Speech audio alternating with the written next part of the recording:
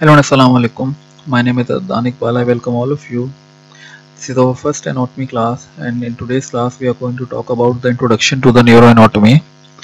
The neuroanatomy also means the anatomy of the nervous system. So, you know that the nervous system is being divided into two main components. One is known as the central nervous system, and the other one is known as the peripheral nervous system. In the central nervous system, the brain and the spinal cord is included, and in the peripheral nervous system we have the nerves from all of the body. Now the main purpose of the central nervous system is to collect or receive the information from all of our body or from the environment, and to process that information or integrate that information and make the decision. And the information which our central nervous system is getting from the body or from the environment is by the help of the peripheral nervous system. Now the peripheral nervous system is being further divided into the sensory peripheral nervous system and the motor peripheral nervous system. In the sensory peripheral nervous system, we have the sensory neurons, and in the motor peripheral nervous system, we have the motor neurons. And the role of the sensory neurons is to send the signals to the central nervous system, and the role of the motor peripheral nervous system is to produce the motor response. So for example, if somebody puts ice on your hand, the sensory neurons send the signals from your hand to your central nervous system telling you the ice is cold, and motor neurons carry signal from the central nervous system to the outer parts of your body, doing the opposite of the sensory neurons. And the sensory peripheral nervous system is being further divided into the special sensations and the general sensations. Now the special sensations are the sensations which are being generated from the specific part of the body, like the vision, olfaction, taste and hearing. The vision can only be the sense which can be generated by the eye. You cannot see through your nose, or you cannot see through your ear. You can only see by your eyes. Similarly, the olfaction is being generated by the specific part, and the taste you can only taste by your tongue. You can't taste by your ear or by your legs. So the taste is only being generated by the tongue, and the olfaction is being only be smell by your nose. You cannot smell by your ear. So these are the things which are being generated by the specific part of your body, so therefore you are calling it the special sensations. And we have other general sensation which are being also the sensory peripheral nervous system part. And the general sensations are the sensation which can be generated by any part of our body, like the pain. We can feel the pain in any part of our body, and which can be sensed by the central nervous system. And the general sensations are being further divided into the somatic sensations and the visceral sensations. And the somatic sensation means the sensations, the general sensation which are being generated from the somatic areas or the superficial areas like the skin, or the somatic areas like your locomotor muscles, like your skeletal muscles, or the muscles which are you under control. So any sensations which are being superficial or from the locomotor muscles, or which are you under control, are being termed as the somatic sensations. And the visceral sensations are those sensations which are being generated by your organs, the inner organs, the deeper organs. So the somatic sensations are the sensation from the superficial areas of your body, and the visceral sensations are basically from the deeper areas of your body, like the organs, etc. So the sensations from the somatic areas or the superficial areas can be felt by you always, but it's not necessary कि visceral sensations जो हैं वो भी आप को हमेशा feel हो. For example peristalsis आपकी जो होती है इंटेस्टाइन्स की, the movement of the food particle through your intestine, वो आप को फील नहीं होती, लेकिन वो एक सेंसेशन है जो कि सेंट्रल नर्वस सिस्टम को जा रही होती है, लेकिन वो आप उसको हमेशा फील नहीं कर पाते हैं. तो विसरल सेंसेशन ज़रूरी नहीं है कि हमेशा आपको आपके कॉन्शियस माइंड में हो, लेकिन सोमैटिक सेंसेशन जो होती हैं वो आपके कॉन्शियस माइंड में होती हैं. वो आपको मालूम होता है कि आपको सेंसेशन वो फील हो रही है, लेकिन visceral sensation not always necessary कि वो आपके कॉन्शियस माइंड में आपको वो सेंसेशंस फील हों. इसके अलावा the motor peripheral nervous system is being further divided into two main types, like the somatic motor response and the autonomic motor response. No in the somatic motor response एक ऐसा response है जो कि आप voluntarily आप एक response आपका मिलता है सेंसरी इंफॉर्मेशन की वजह से, जो कि आप वॉलेंटरी आप देते हैं. और ऑटोनॉमिक मोटर रिस्पॉन्स एक ऐसा रिस्पॉन्स होता है जो कि आप अपनी विल से नहीं देते हैं. अगर आपने एक दफ़ा चिकन पीस आपने खा लिया, आपने चिकन पीस अगर आपने खा लिया है, तो आप अपने चिकन पीस को आप ये नहीं कह सकते कि आप अभी डाइजेशन नहीं करें. चिकन पीस की डाइजेशन जो है वो अपने टाइम से ही होगी. आप उसको अपनी मर्ज़ी से आप डाइजेशन नहीं करवा सकते. वो एक दफ़ा आपके बॉडी में चले जाएगा तो वो आपकी डाइजेशन जो है वो आपके हाथ में नहीं है. तो ये एक ऑटोनॉमिक मोटर रिस्पॉन्स है जो कि आपकी विल में नहीं है. इसके अलावा सोमैटिक मोटर रिस्पॉन्स जो है वो आपके अपने विल में होता है. आप for example if the dog is chasing you, तो आप डॉग को देखते हुए आपने जो भागना है, आप जो भागेंगे तो वो आपका एक सोमैटिक मोटर रिस्पॉन्स है. लेकिन उसके साथ भागने के आपके जो हार्ट का जो रेट है वो आपके हाथ में नहीं है, लेकिन आपके हार्ट का रेट भी जो है वो आपके इनवॉलेंट्री ऑटोनॉमिक मोटर रिस्पॉन्स है. So this is difference between the somatic motor response and the autonomic motor response. The somatic motor response is under your will, whereas the autonomic motor response is not under your will. And the autonomic motor response, which is not under your will, is being further divided into two main types. One is known as the sympathetic nervous system and the other one is known as the parasympathetic nervous system. And so these both systems works together to maintain the homeostasis in our body. And so the activity of the sympathetic nervous system is being high in times of the stress, whereas the parasympathetic nervous system activity is being high when you are being relaxed. So stress के time पे sympathetic nervous system की activity जो है वो predominate करती है, और जब आप रिलैक्स होते हैं तो आपकी पैरासिम्पैथेटिक नर्वस सिस्टम की एक्टिविटी जो है वो आपकी प्रीडोमिनेट करती है. फॉर एग्जांपल आपको if the dog is chasing you, so that is the stressful time, तो उसमें आपका सिंपैथेटिक नर्वस सिस्टम की एक्टिविटी प्रीडोमिनेट करेगी, जिसकी वजह से आपका हार्ट रेट जो है वो इंक्रीज़ हो जाएगा और आपकी डाइजेशन जो है वो आपकी स्लो डाउन हो जाएगी, क्योंकि आप नहीं चाहेंगे कि उस टाइम आपकी भागने के टाइम पे आपकी डाइजेशन हो, क्योंकि वो आपके लिए भी मसला बन सकती है. लेकिन जब आप रिलैक्स होंगे, जब आप बिल्कुल रिलैक्स एटमॉस्फेयर में होंगे, तब आपकी डाइजेशन भी अच्छी होती है. तो उस टाइम पे पैरासिम्पैथेटिक नर्वस सिस्टम की एक्टिविटी जो है वो प्रीडोमिनेट करती है, आपका हार्ट रेट भी नॉर्मल रहता है. तो पैरासिम्पैथेटिक नर्वस सिस्टम की प्रीडोमिनेशन की वजह से होता है. तो sympathetic nervous system activity is high, is predominating in the stressful time period, whereas the parasympathetic activity is high when you are in the relaxed position. So this is the peripheral nervous system further classification.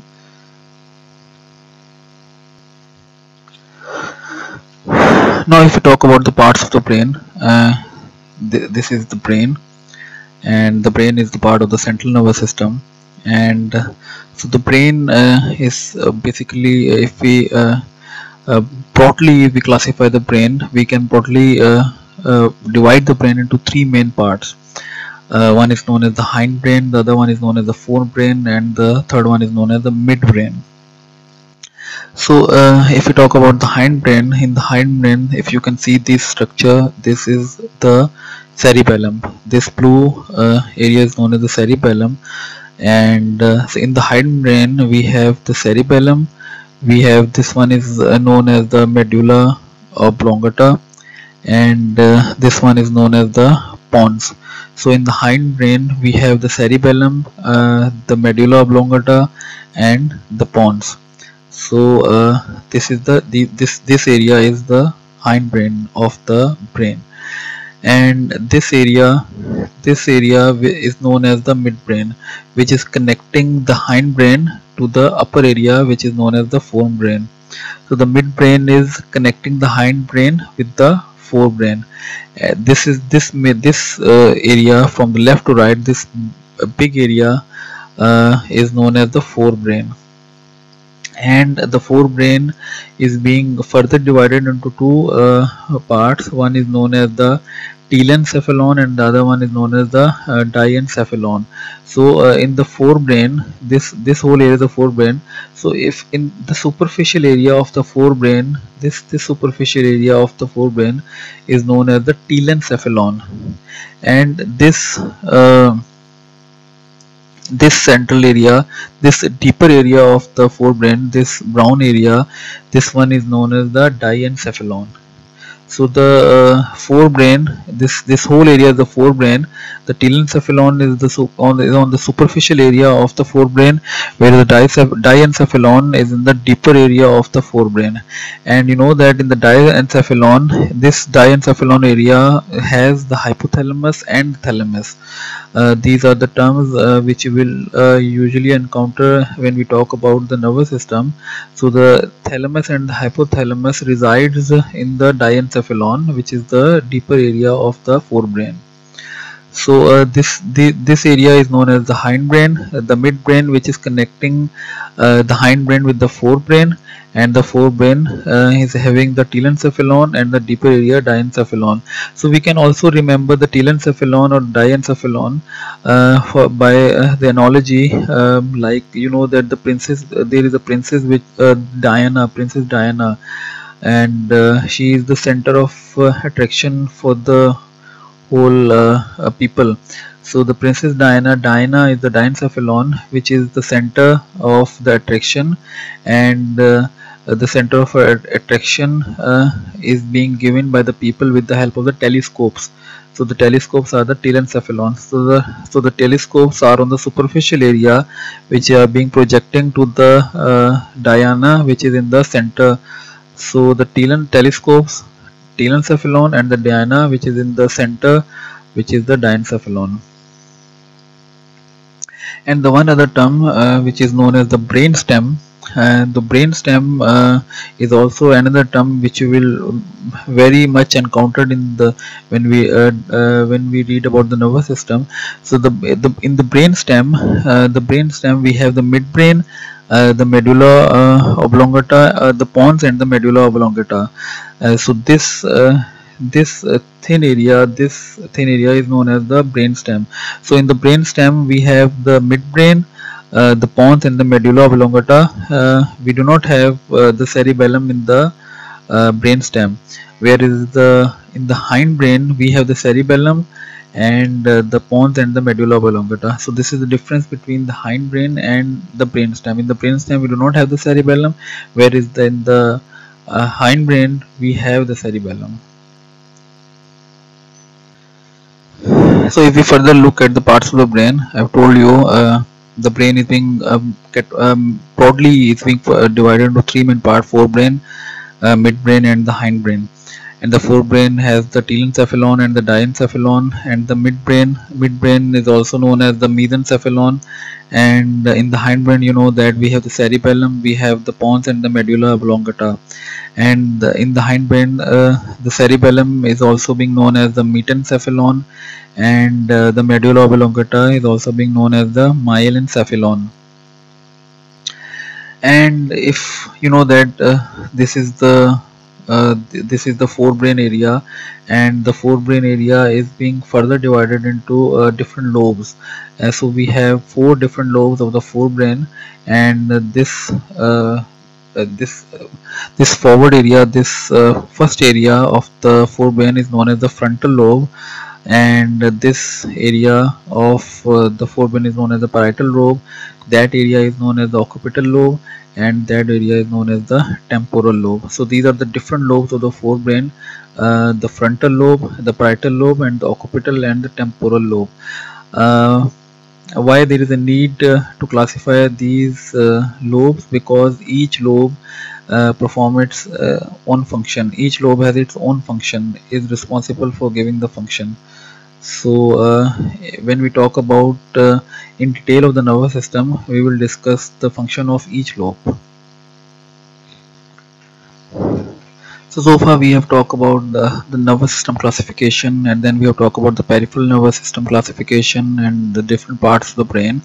Now we are talking about the nervous system cells.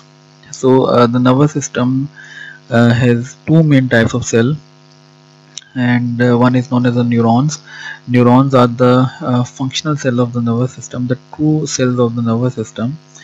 And we also have another type of cells in the nervous system which provide support to the neurons so that the neuron perform its function.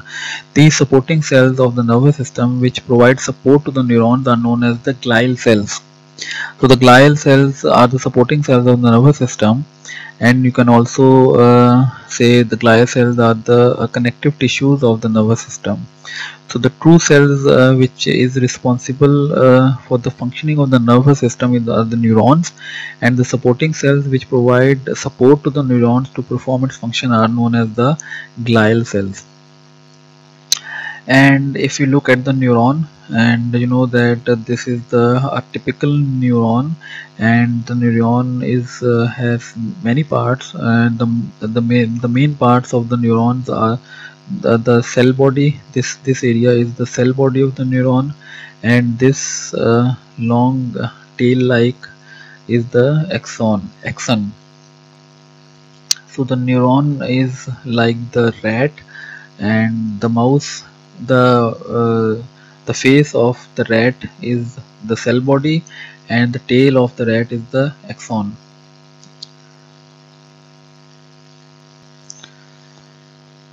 Now what is gray matter and what is white matter of the brain?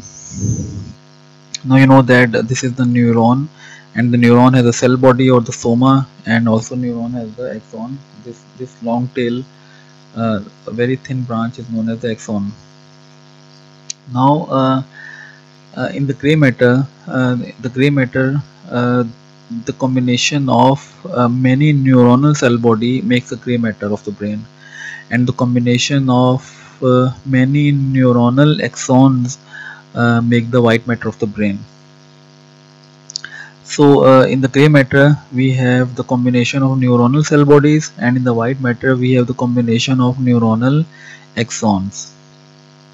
So next time if you heard about the gray matter, so it comes into your mind कि grey matter में जो है वो आपके neuronal cell bodies हैं सिर्फ, और white matter में जो है वो आपके न्यूरोनल सिर्फ एक्सॉन्स के कॉम्बिनेशन है.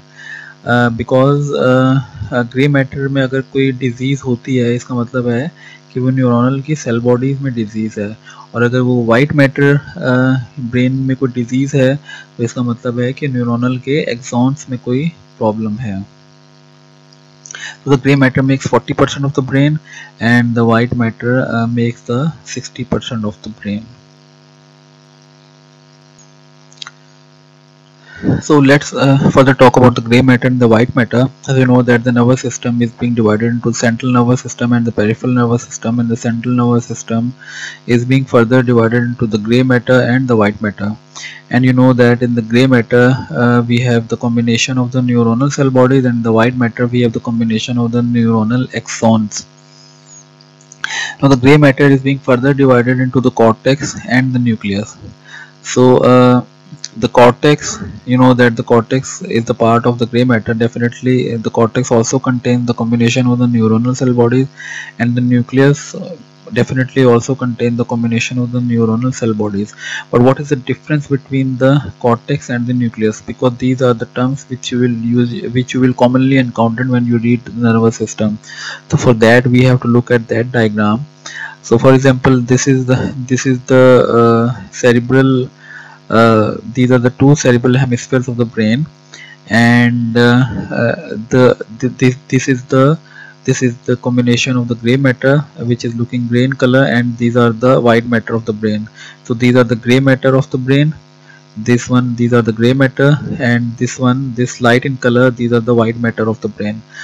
So this superficial area, this superficial gray matter of the brain is known as the cortex. So the cortex is a superficial gray matter always, and this gray matter, which is on the inner side, on the deeper side of the brain, this combination of this gray matter, the inner side of the brain, that one is known as the nucleus. So the cortex is the superficial gray matter, whereas the nucleus is the deeper gray matter. And that nucleus of the brain should not be confused with the nucleus of our cell, which has the DNA. So that nucleus is different. So the nucleus of the brain is the combination of the neuronal cell bodies in the deeper part of the brain, whereas the cortex is the superficial gray matter of the brain. So this is the cerebral hemisphere. So this top area is known as the cerebral cortex. So whenever there is a term cerebral cortex, it means that we are talking about the cerebral top layer, which is the combination of the gray matter. So there are some diseases which only affect the gray matter of the brain, and there are some diseases which only affect the white matter of the brain. Now you know that in the white matter we have the combination of the axons like the cable chain. These are the wires. So in the white matter, the combination of the wires or the combination of the axons are being there. So these combination of the wires or the axons, these are like the cable systems which connect one part of the brain to the other part of the brain. So these combinations of the axons, they make different combinations, like in the white matter combination can make the tracks, they can make the commissural fibers, and they can make the association fibers. So if we look at that diagram, so these are the combination of the axons. These are the combination of the axons which are in different directions. तो अब वो exons जो कि आपके left, जो कि आपके up and down जो कॉम्बिनेशन में मौजूद है, कॉम्बिनेशन ऑफ एक्सॉन जो कि आपके अप एंड डाउन पोजीशन में मौजूद होंगे, ऐसे आप एक्सॉन्स को जो है, ऐसे आप केबल सिस्टम को जो कि अप एंड डाउन पोजीशन में मौजूद हो आपके सेंट्रल नर्वस सिस्टम में, ऐसे आप कॉम्बिनेशन को प्रोजेक्शन फाइबर्स बोलते हैं या ट्रैक्स बोलते हैं. तो ट्रैक्स जो हैं वो आपके कॉम्बिनेशन ऑफ एक्सॉन्स हैं जो कि आपके अप एंड डाउन पोजीशंस में, या जो कि आपके अप और डाउन पोजीशंस को कनेक्ट करते हैं. वेयर एज वो एक्सॉन्स के कॉम्बिनेशन जो कि आपके left part of the brain को right part of the brain से कनेक्ट करते हैं, ऐसे आप कॉम्बिनेशन ऑफ एक्सॉन्स को आप कॉम्बिशरल फाइबर्स कहते हैं. और ऐसे एक्सॉन्स जो कि आपके एक पार्ट ही ब्रेन को एक दूसरे से कनेक्ट कर रहे होते हैं, ऐसे आप कॉम्बिनेशन ऑफ फाइबर्स को, या ऐसे आप कॉम्बिनेशन ऑफ एक्सॉन्स को आप एसोसिएशन फाइबर्स कहते हैं. या एसोसिएशन फाइबर्स आप उन फाइबर्स को भी कहते हैं जो कि आपके ब्रेन के पार्ट्स को एंटीरियर और पोस्टीरियरली कनेक्ट करते हैं. So the combination of the axons can give rise to the tracks, which is the which is the which connects the up and down parts of the brain, and the commissural fibers which connects the left and right side of the brain, and the association fibers which connect the same side of the brain or connecting the anterior posterior side of the brain.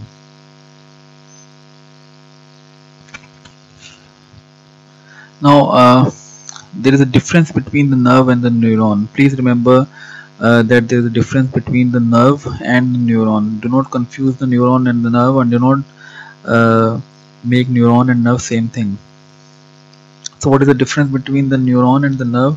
So I've told you that the combination of the axons in the brain is known as the white matter, whereas you know that the combination of axons in the peripheral nervous system make the nerve. So the combination of many axons in the peripheral nervous system make the nerve, whereas the combination of many axons in the central nervous system, they make the white matter. So and another difference between the neuron and the nerve is there, that a single nerve is the group of many neurons. So the group of neurons form the nerve, and also a nerve is an enclosed cable-like bundle of axons and the nerve fibers found in the peripheral nervous system. Thank you very much. Any question would be appreciated.